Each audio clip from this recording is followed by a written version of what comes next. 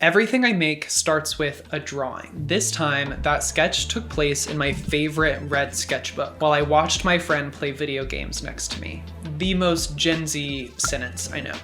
I was thinking about my long-running obsession with headwear of all different kinds. This mixed with the futuristic aesthetic of her game that I was watching and produced a series of helmet designs that I was super excited about. Little did I know that thumbnail sketch would turn into weeks of work, trial and error, and a grand clarity about the way that I design. So today I'm going to show you how I take drawing and turn it into everything. When I start a new design, I often choose chaos first, keeping things as loose as possible and just trying to get the demons out, you know? I way too easily get sucked into the detail-oriented drawing brain while I'm sketching. So when I start this loose, it helps me not get too caught up in all the small things. The chaos really is the point here, and I embrace it. Every idea gets to start off wild and uncertain. Later in the process, I can come back and carve it down into something more structured. With this sketch, the idea materialized super quickly. I knew I wanted to explore this futurist punk aesthetic and see how I could approach that kind of thing through my lens. I've always found great interest in the visuals of that world, being kind of on the outside of it. I've been thinking for a while about a way to bring that world into mine, and I began to picture the crossover of that aesthetic with my soft sculptural forms and futuristic materials to create something that's fleshy and human, but also hard-edged and unpredictable. This crossover felt very true to my brand, and I was really excited to see where it could go. Here's where my drawing takes a different form. On the computer. 3D modeling to me is basically like drawing in space. Instead of lines on paper, I'm drafting surfaces, edges, and volumes. What I love about this stage is that it continues this cycle from the first part, chaos to order to chaos again. So I start messy, just like with drawing, pushing forms around, stretching, distorting, really augmenting the space. And eventually I can refine it down into something that looks intentional. I like to think of this as still an expressive part of the process, just as much as the sketching was. The computer wants perfect geometry, but I'm there to say, oh no, hey, no thanks. I want my line to wobble a little. I want things to feel handmade in some way, even though it's on a computer software. That's what I love about this early modeling process, is that things can stay very rudimentary and organic and expressive to be refined later down the road. Making this connection is even easier once I jump into Nomad Sculpt. Here, I'm able to get really sculptural with my forms and add dimension and inconsistency that's super difficult to get inside of Rhino. Plus, I'm able to use my fingers and the stylus to move around the form, so it really feels like I'm sketching form and lets me feel like I'm working with a real sculpture. It's like my favorite part. I then made some final tweaks in this phase and started my printing process. Now, this is the stage where I feel like the drawing finally gets realized. With each layer, my printer lays down lines of plastic to turn my sketched form into reality. With this project, I was trying a whole new type of form too. I have been sewing for many years and have been trying to develop this printing process where I can split up an object into panels and stitch them together like you would a garment. I had done some prototypes a few months ago of stitching panels with this wire thread and knew it would work perfectly for this project. I printed a simple white version of these panels and did a rough assembly to check my proportions, and they worked great. And I had another ulterior motive for using these flat panels in the design. It's a whole new approach to 3D printing that I think I invented as far as I know. So a few months ago in the development of a separate bag, I had come up with this idea. I had also done work before this printing through fabric. You may have seen it before, where you print the first few layers and then you put down a sheet of fabric and you continue the print. So the layers above and below the fabric fuse through it and it bonds the two together. It's a really cool technique for like cosplay or some sort of like avant-garde fashion. But I was curious if I could do a similar method, but with drawn medium instead of fabric.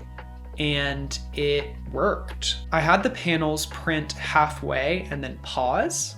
And then I could come in with my charcoal and markers and pens and draw on the surface of the print, and then continue the print on top of it so the clear layers would encase the drawing inside the print. Oh yes, very cool. Once I knew that my techniques would work, I kept my printer running day and night with prototypes while I spent an ungodly amount of time working in Rhino.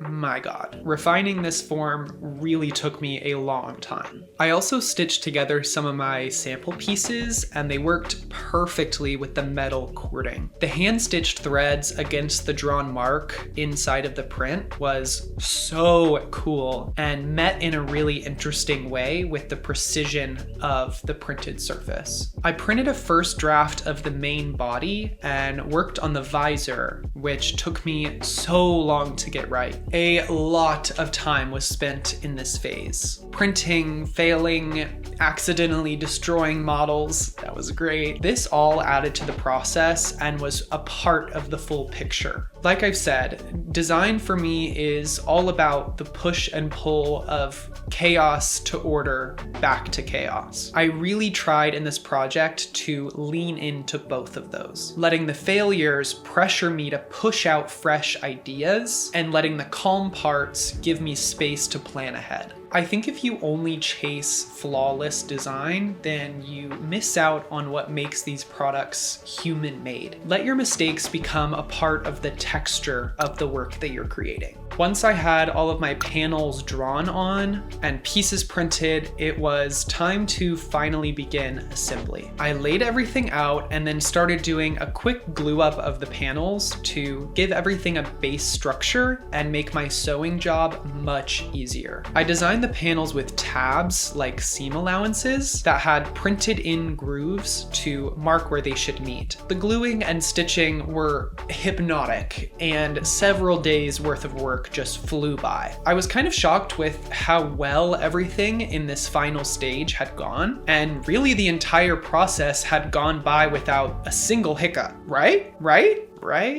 So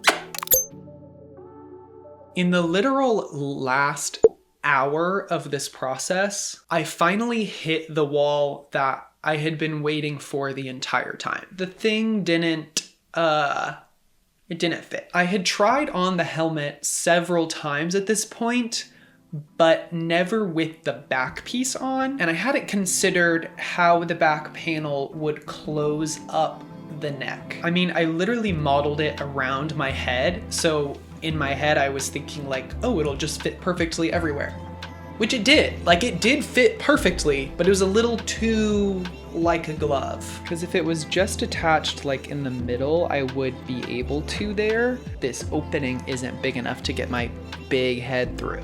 And so I really freaked out about it for a second, but I think that I have a solution and it came together really fast. And I honestly think that this could make it even better than it was gonna be. It's crazy how that happens every time to me.